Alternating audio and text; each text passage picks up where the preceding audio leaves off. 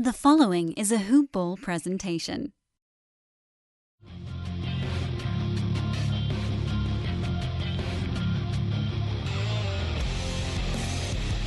Welcome to the Fantasy NBA Today podcast. So I know on Monday I called this gambling week, and we've had a total of one show that has even mentioned gambling to this point.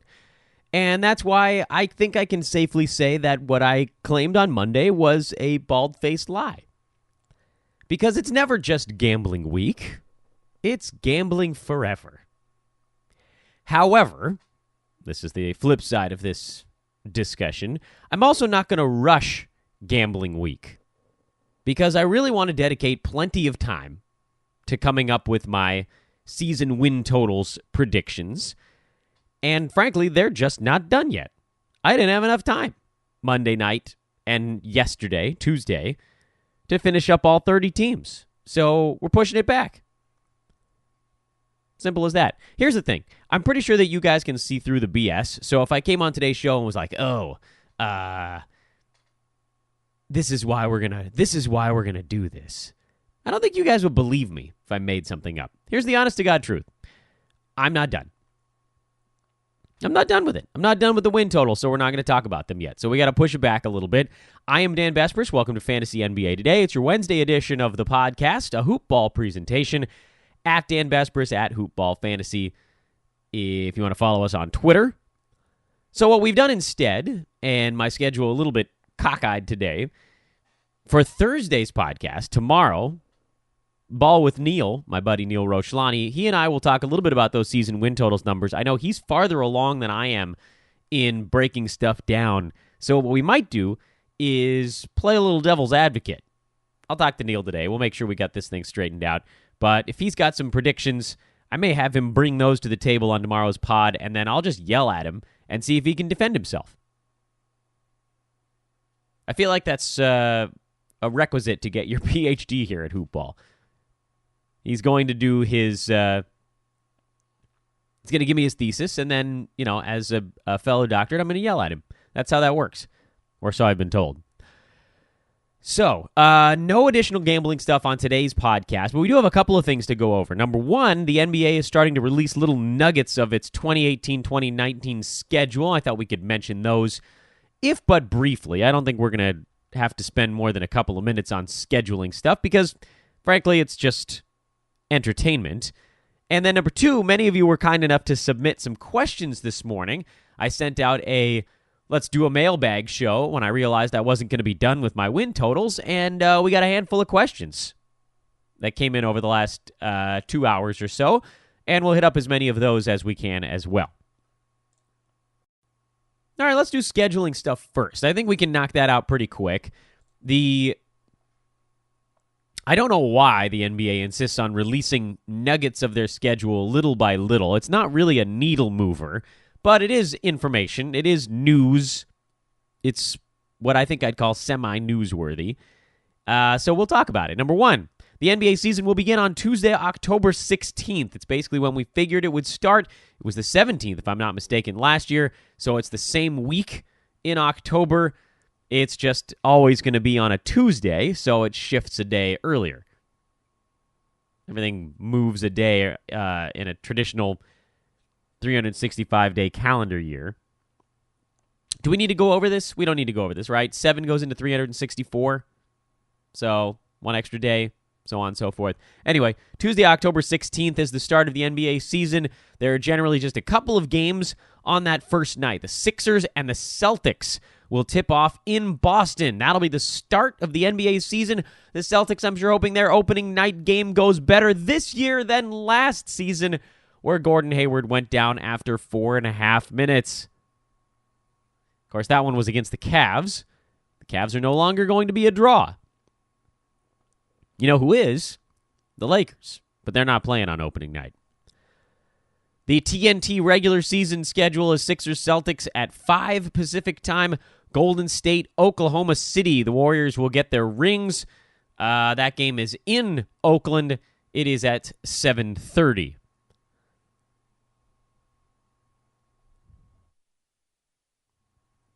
By the way, if you're wondering when the Lakers are going to get into the action, they play Thursday, the 18th, on the road in Portland. I know it's supposed to be called the Moda Center now, but it's always the Rose Garden to me. That's a pretty good how do you do for LeBron James in LA. That is a city that absolutely detests the Los Angeles Lakers. So he's going into hostile territory on his first game in the purple and gold. That should be a lot of fun. That could end up being a TNT game, too. I think they usually do both Tuesday and Thursday that first week of the season. Oh, my God, I'm so excited. It's 2.5 months away, and I'm already so excited. I'm actually most excited. I love the games. I love opening night. I love the fact that we'll get to break things down and we get into the grind again. But I actually think I love the ramp up to opening night, working in the NBA, more than almost anything. And it's so different than working in baseball. The ramp up was atrocious. The worst. Every day, 8 a.m. to midnight, just grinding, trying to get everything ready. Insane things happening around you. Let me tell you a little story about one of the things that happened that helped to ruin the walk up to a baseball season for me. We had in Bakersfield what was known as a sunscreen. Because the sun set directly in center field, you can read all about it. I don't need to tell all those stories on this podcast.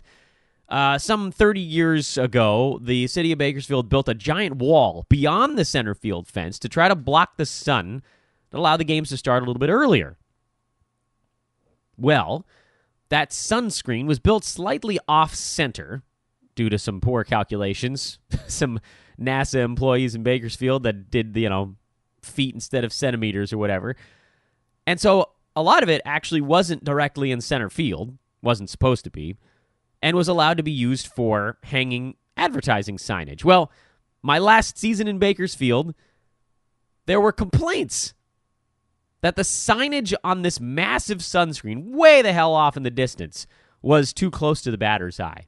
So I had to spend half a day, I'm not kidding, half a day wandering the outfield wall and making little paint markings on the fence and then doing calculations. I calculated how far away, I measured how far back from the real fence the sunscreen existed so then I could convert distances, and I made a Photoshop drawing with accurate depictions of exactly how far everything was based on eyeball perceived distance. This was a day. I wasted a day on this. Why did I hate working in baseball? That's reason number one. I loved it for so many reasons, but damn, that was one of the reasons I hated it. Anyway, not important. This is not why you tuned into today's podcast.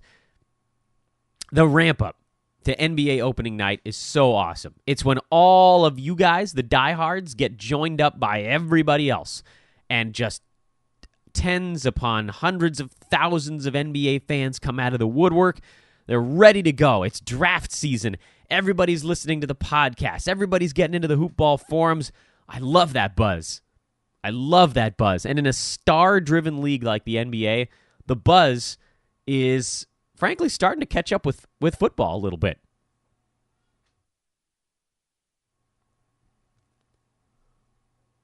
We also got the Christmas Day schedule released.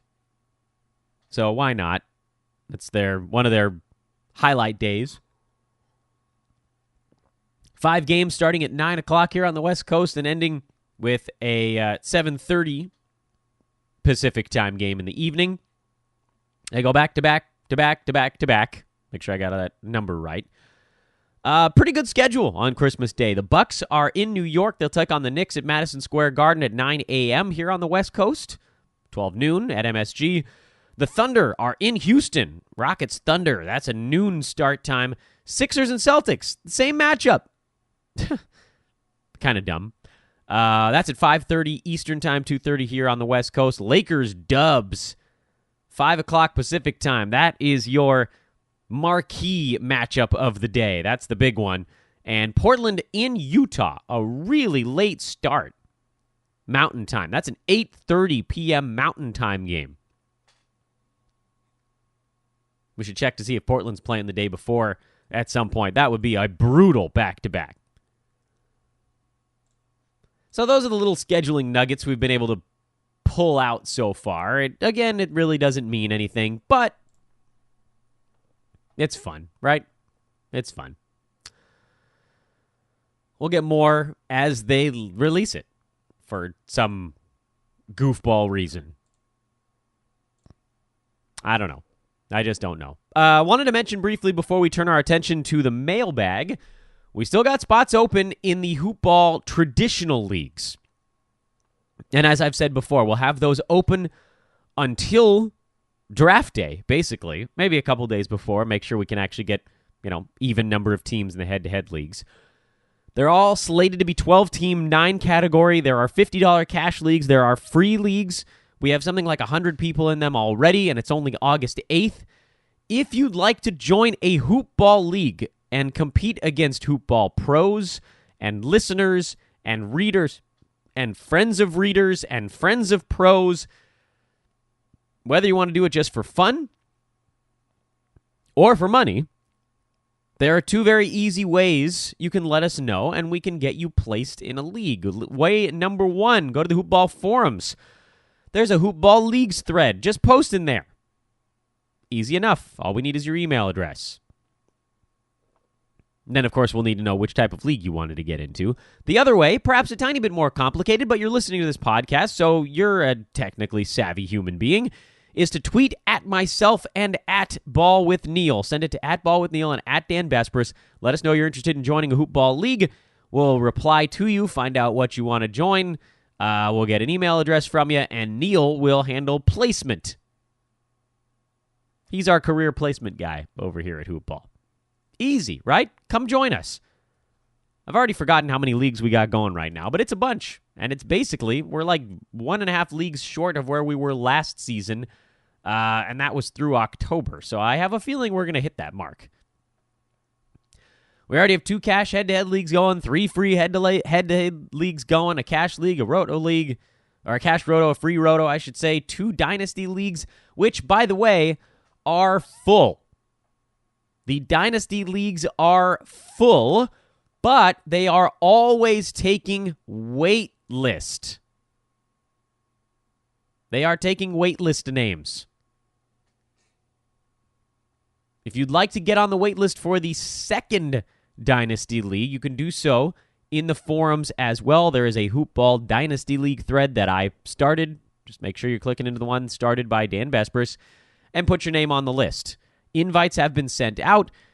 If anybody doesn't join the league, then we go to the wait list. Right now, 23 of the 24 slots are full, so we're actually only waiting on one guy. But still, you just never know. Someone might bail out. Someone might bail out at the end of one season. Get on the wait list early. The longer you wait, the less likely a chance you'll have to actually get into the league. And I should also mention, if we ever decide to start a third Dynasty League, which we're not going to do this season, but down the line, you never know, we will take the names from the wait list first. There are a couple reasons to get involved on that front as well.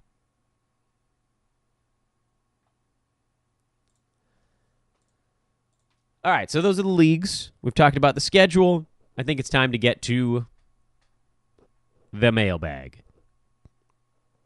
First question in the mailbag was kind of a joke question, but that'll ease us into the process. Who would I take in a fist fight between Ron Artest and Charles Oakley?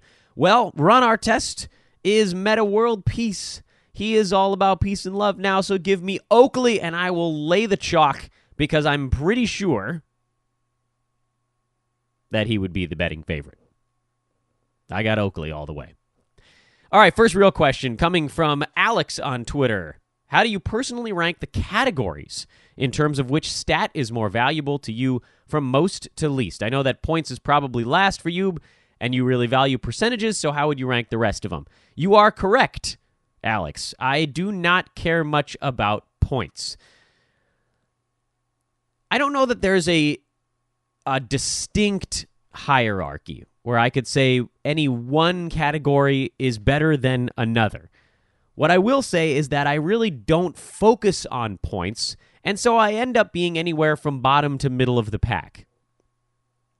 It's easy to come by, and in an era where three-pointers now have become much more easy to come by, you can kind of lump them in together. So I move three-pointers down into, I would call it the lesser half. Maybe this is a better way to do it. Let's tackle it this way. I don't have a traditional 1 through 9 where it's like, okay, this is the one I focus on the most. What I do have are categories that Aaron Brewski, our benevolent overlord here at Hoopball, coined the term money counters. And basically everybody in the industry uses that term now. Cash counters, money counters, whatever you want to call it. He also coined the term popcorn stuff for the stats that are pretty, but are easier to find. Well, I think that over the last 4 to 5 years, designations have shifted a little bit. So I would say that the cash counters, which is basically the ones, in my opinion, are harder to get, which makes them more valuable and easier to gain points out of those categories in a roto league in particular. This is roto conversation. Head-to-head, things get a little bit iffy because there's such an up and down on a week-to-week basis. Percentages and defensive stats. In a 9-category format, those 4 categories to me are the ones that other teams tend to overlook a little bit, which means you can rack up points in those leagues with just a few key moves. Avoid a guy that's going to totally tank your team in one of those categories. Pick a guy that's going to help your team in one of those categories. It's pretty straightforward stuff. I do think people pay a little bit closer attention to steals out of all 4 of those categories. If I had to say of those 4, which is the one that's probably most mainstream, so to speak, it would be steals. It's also, of the 2 numerical counting categories of those 4, which steals and blocks are counting categories, percentages obviously are not, steals is easier to get. One good way to know this is to look at your league breakdown on the last day of the season and see what it would have taken for you to win a particular category. It's usually like 0.75 blocks per game played. That's a crazy low number, by the way. It's usually something like 1.3 steals per game to get first place. Outliers, most of the pack is in that 0.9 to 1.1 neighborhood. So, simple enough, blocks are about twice as hard to get. A little bit less than that, but we're rounding, just for ease of argument's sake. Of course, there are also risks you take when you target categories like that. Maybe you took Miles Turner. Missed a bunch of games, didn't end up delivering the blocks the way that people hoped. Gobert missed a ton of time. But I think you could talk about risk associated with targeting any particular category. Key is, if you can get a guy that's blocking shots that also gives you percentages, you're going to be in great standing. It's why, by the way, and I know what popped into your head. I know what popped into your head when I was talking about that because it's the same thing that popped into mine. Just take one moment here on the podcast, and I know you guys hate when I go quiet for a second, but take one moment here on the podcast and think about, try to come up with 3 players who are great from the field, the free throw line, and shot blocking. How many did you come up with? There aren't that many. And I'm only talking here so you know that you didn't lose connection to... You didn't lose a connection. The podcast is still going. Anthony Davis. Yeah, that's right. That's one of them. 53.5% from the field, 83% at the foul line, 2.6 blocks per game. Kevin Durant. 51.5% from the field, 89% at the free throw line, 1.8 blocks per game. I don't know what the threshold is here for blocks. How high does it need to be for it to count as very good. 1.4? Is that the cutoff? 1.3? I mean, all right, look. How about this? Top 12 shot blockers in the NBA. Does that? Nah, that's not good enough. How about top 20 shot blockers in the NBA? Top 20 shot blockers in the NBA gets you to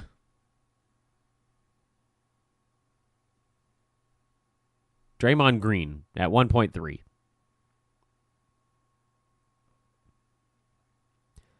So that eliminates bubble guys. A bubble guy would be LaMarcus Aldridge. He was at 1.2. Yeah, that's about it.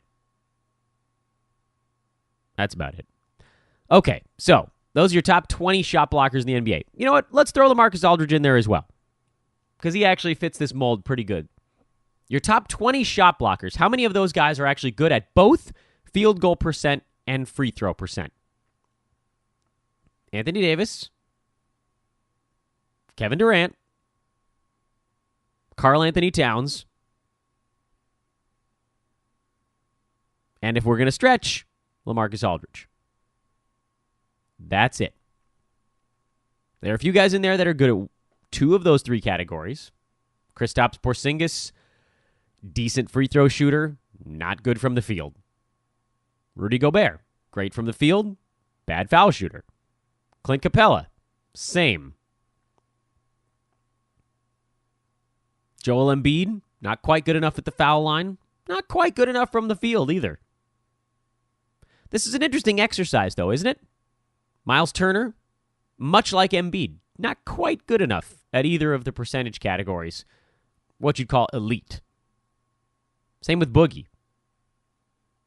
John Henson, atrocious from the free throw line, and he's not even going to play this year. Giannis, not good at the free throw line. Yusuf Nurkic, not good at the free throw line. Marc Gasol, can't shoot. Brook Lopez, he was not very good at either percentage category last year, for whatever reason. And here's an interesting one. Serge Ibaka, actually not terrible.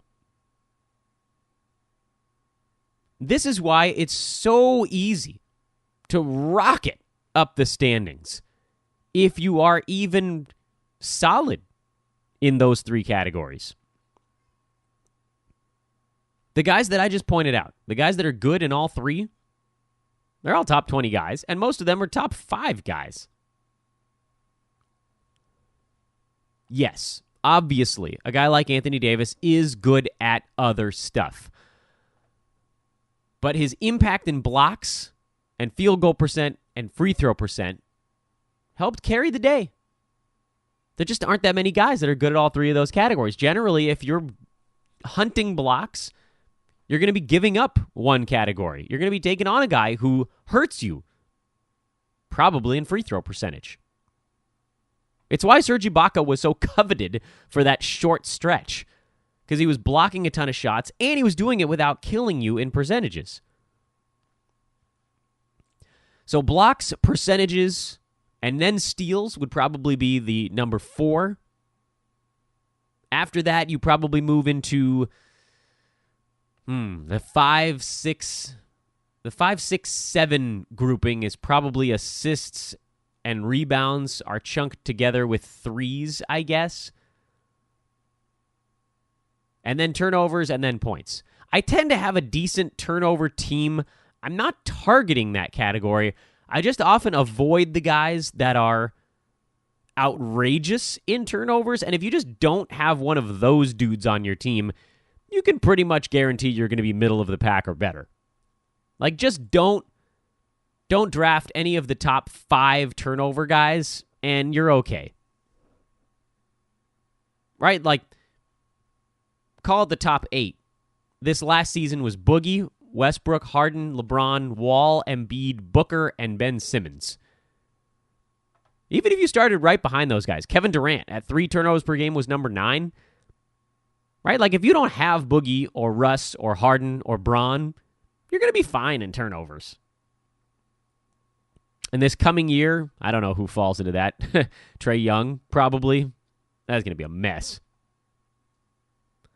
As long as you don't stockpile guys in that next grouping, Turnovers, I think, tend to fall into place, especially if you draft even one guy who's one of those specialty turnover dudes, like an Otto Porter. He's the perfect example of that. Who else falls into that beautiful category of specialty turnover guys? Niko Mirotic was actually kind of a turnover specialty guy this year. It wasn't really what we were aiming for. Tobias Harris was great with turnover. I mean, if you just fall into one of those guys, you'll be okay. And then the bottom one is points. I don't care. It happens. Much like turnovers, I think you just end up falling into it.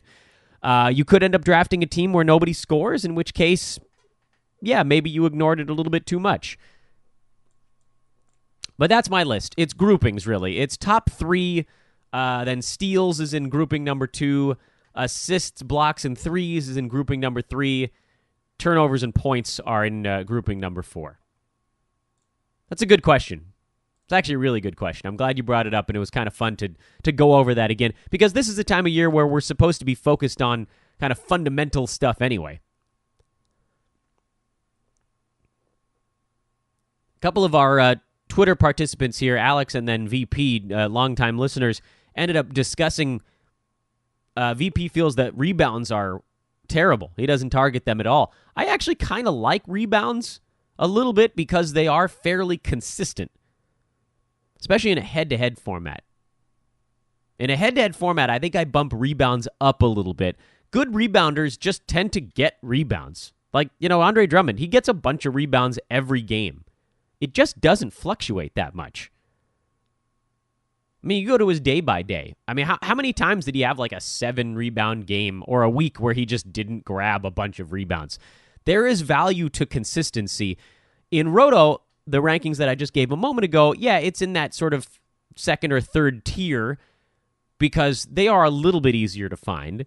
But in a head-to-head league, if you're really good at those middle-tier stats and you can just bank on winning them every week, that's actually pretty helpful. VP also asked, who is the Bespers bunch for this upcoming year? I have bad news for you guys. They're not done yet.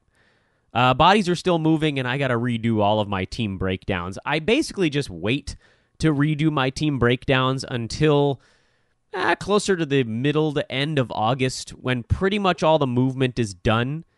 Then we can just line everybody up and talk about who got these big bumps in playing time, or who finished last year strong, or who guys that are sort of undervalued. Honestly, you could probably put Thad Young right back in the same bunch again. He's probably going to get drafted at 110, and he's going to be your number 75 or 80 guy.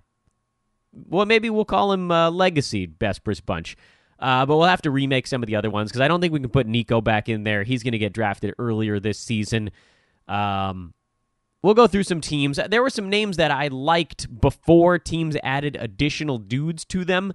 So we got to go back through and just double check on opportunity more than anything else. Don't worry, though. You'll get the Bespers bunch, and you'll get it before you have to do your fantasy draft, provided you're not in some weirdo league that drafts in early August.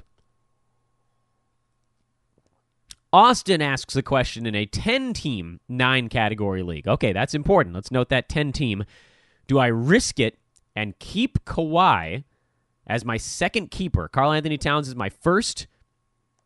Or do I trade him for picks or a younger guy like Victor Oladipo or Donovan Mitchell? I'm going to say no, you don't trade him for Donovan Mitchell. I think that there's a cap on Mitchell that some of these other guys don't have. And I know that puts me in sort of weird company because everybody is so gaga for Donovan Mitchell. And I love watching him play. He is awesome. But there are some holes in his fantasy game that's going to make it tough for him to ever get clear of that top 20. That, to me, is sort of where he might cap out. I don't think he's ever going to be hyper efficient, although it's possible his field goal percentage could come up a little bit. He's never going to be a big rebounder. He's not going to be the lead passer on that team, so the assists are going to be more in that 4 range. You're talking about sort of that classic upper-tier shooting guard line. You know what? I think Jimmy Butler is kind of an interesting comparison for fantasy game, but where Butler's been able to excel that we haven't seen Donovan Mitchell yet. And I'm not saying that he's not going to move up. I mean, he was a top 60 guy last year in 9 category formats. He's probably going to be better than that this season. But Donovan Mitchell is basically right on league average in free throw shooting after year 1, so he needs to improve there. He was well below average in field goal percent. He would need to improve there. Steals were pretty good at 1.5 per game, but not elite like Butler was. That's part of what allows Jimmy Butler to get into that end of first round discussion. Good from downtown, solid numbers, but minimal rebounding and okay assists. So it's that that Joe Johnson shooting guard line. Maybe that's a better comparison. We'll go back like a decade and a half. The Joe Johnson era, where no one thing was going to lift him over the top. And right now, a good comparison going on in the NBA this very moment would be a guy like Chris Middleton, who averaged 20 points per game, 5 boards, 4 assists, 1.5 steals, 0.3 blocks, but then outperformed Donovan Mitchell in both percentage categories, took more free throws, committed fewer turnovers, better rebounds, similar assists. I think that's what you're looking for. And more points. There's certainly a world where Donovan Mitchell averages closer to 24 or 25 points per game. But I don't see him leaping into that top 15 this year. And so I don't think I'd trade Kawhi for him. Victor Oladipo is a safer play. He was top 10 this season because he was ultra elite in defensive stats. He had a 3.2 combined on the defensive side of the ledger. Good field goal percent for a shooting guard. Free throw percent was a wash, basically. But 5 boards, over 4 assists, 23 points per game, 2 threes. That is a magical top. That's your mega target if you're looking Donovan Mitchell a couple seasons down the line. At the end of the day, this is a nearly impossible question for me to answer for you, but I will say the following. In a 10-team league, the team with the most first-rounders usually wins because the waiver wire is going to be stuffed. There are going to be top 75 guys out there for the picking often during the year.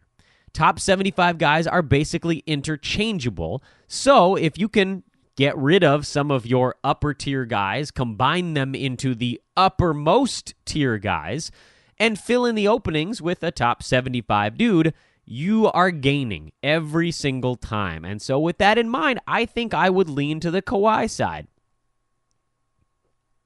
If you said this year, one season, Kawhi or Victor Oladipo, I know I'm in the minority, but I think Kawhi. I think he plays. I think he needs to show teams that he's worthy of $140 million or wherever he's going to go the following year, pairing up with superstars. I think you get 70 games out of Kawhi this season, 68 to 75, somewhere in that window. And that makes him a first-round guy. I do think that if you traded him for Victor Oladipo, that's a fine move also. The only thing I don't think I'd do there is trade him for Donovan Mitchell. Who gets more minutes this year to break out between Kevon Looney and Jordan Bell? I think Bell is your target there. Looney has a ceiling. He really can only move so fast. And Jordan Bell is more of the future taking shape. 9-category format, Gary Harris or Josh Richardson? That's actually a much better question than I thought. The initial inclination, I think, for all of us is just to say Harris because it's easier. He was top 35 last season in 9-category on a per-game basis. 17.5 points per game. Minimal, almost non-existent rebounding numbers. 3 assists, 1.8 steals, 2.3 three-pointers, 48.5% from the field, 83% free throws, league average turnovers at 1.8. It was a great season. Josh Richardson, top 55, so he was about 2 rounds back of Gary Harris, about 20 picks or so, at 13 points per game, 1.6 threes, 3.5 rebounds, 3 assists, 1.5 steals, 0.9 blocks, 45% shooting, 85% at the free throw line. Here's where these two gentlemen differ. Josh Richardson, 81 games. Gary Harris, 67, and always banged up. I think you still go Harris for the upside. He has the higher ceiling of these two guys. He's in a better offense for his ceiling. I do love Josh Richardson. But Gary Harris, I think you take him here in the hopes that he gets you to about 72, 73 games. And with the expectation that Josh Richardson is probably going to play in fewer than 81 games this coming year. Guys don't generally go 81s back-to-back. That's hard. So I think the games played, they do come together a little bit. 14 apart this year. Maybe it'll be more like 7 or 8 apart this coming season. So if you can get a guy 2 rounds ahead, you just roll the dice and hope that Harris can get you a little closer to Richardson in overall games played. But understand, though, he will probably miss some time. And then a little bit of a joke question. Sam Decker or Lance Stevenson? I think you got to go Lance, right?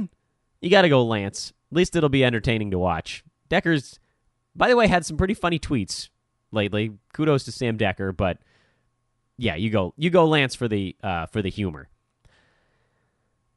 Difference in approach between deep leagues and regular leagues, especially on the trades front. We'll try to keep this one relatively brief. 2-for-1s, are they still advised, or does depth become more important? It depends, which I know is sort of a crummy answer to a good question. It depends what your 2-for-1 trade is. In a super deep league, a 24, 30-team league, I'm in 30 deep with the other industry pros. Depth is important. It's hugely important. But you kind of have to assume that your last couple of roster spots are going to be bad, and you just try to minimize the bad. What you're looking at here, if you're thinking about a trade, and most player rankers don't even go this far, but, a 2-for-1 trade to populate the end of your bench, what are you gaining versus what are you losing? Are you trading 2 top 50 guys and getting a top 20 guy in return? You probably do it. Because the gain from a top 50 guy to a top 20 guy is about the same as the drop from a top 50 guy to a top 150 guy. So that's what you're looking for here. Okay, that 30-tier jump in the positive direction is about the same as a 100-player drop in the negative direction. It just has to do with what these guys provide to your team on a day-to-day basis. There's a bigger gap between every player early in a draft than very late. Now, if there's nobody out there that's a top 150 guy, then yeah, you probably value depth in that particular case. But if you've got a dude on your bench in a 30-deep league, I don't know, like, let's see, who was around top 150 this last year? What if you were sitting on Domantas Sabonis or something? Like, you didn't have a spot to play him, and you could bring him off your deep league bench. If you traded a couple of top 50 guys, I think I'd do it. But if you're fishing and you're looking for like a top 250 guy who barely plays, then yeah, you probably value the depth. So it's a case-by-case basis. It's definitely not as cut and dry. Like we just talked about a 10-team league a moment ago on this podcast. You almost always take the top player in a 10-team league because there are just so many good dudes floating around for the taking. In a 30-team league, there might be like 4 guys worth picking up at all over the course of a year. Guys that people just didn't realize existed and then luck their way into 20 minutes of playing time. Of course, if you can get your hands on a top 4 or 5 guy in a 30-team league, you almost do whatever you can to get that dude because he'll carry you. Most of these leagues, by the way, our 30-team league is only 8 starting spots. So you're talking about like top 240. So that's what I'm talking about there. If you can turn some middling guys into a top dude, you probably do it. But it's probably instead of almost definitely. Last question on today's mailbag. I'm in a keeper league. This is Jeff. The last question was from Rob. The previous two were from Side of Mambo.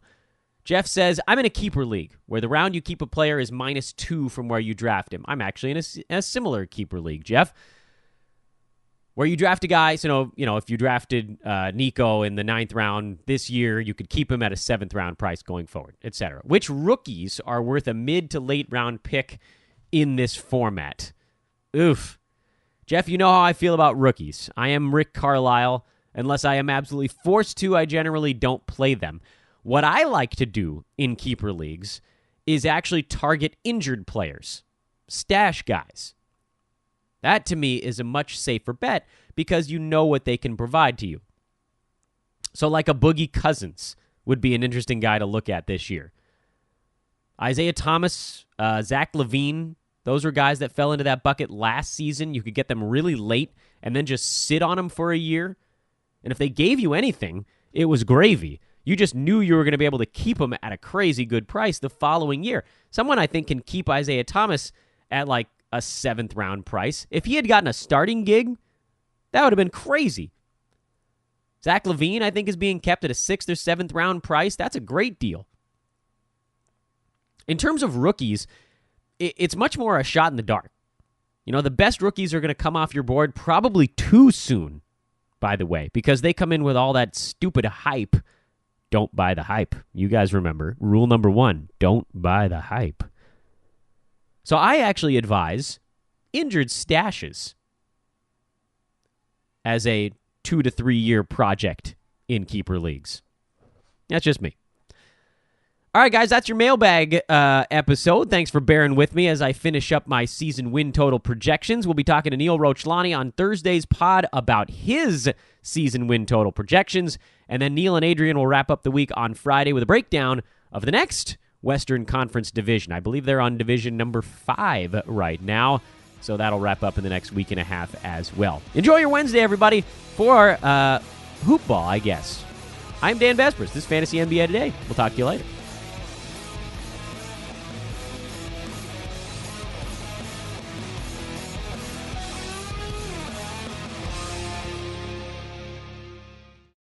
This has been a Hoop Ball presentation.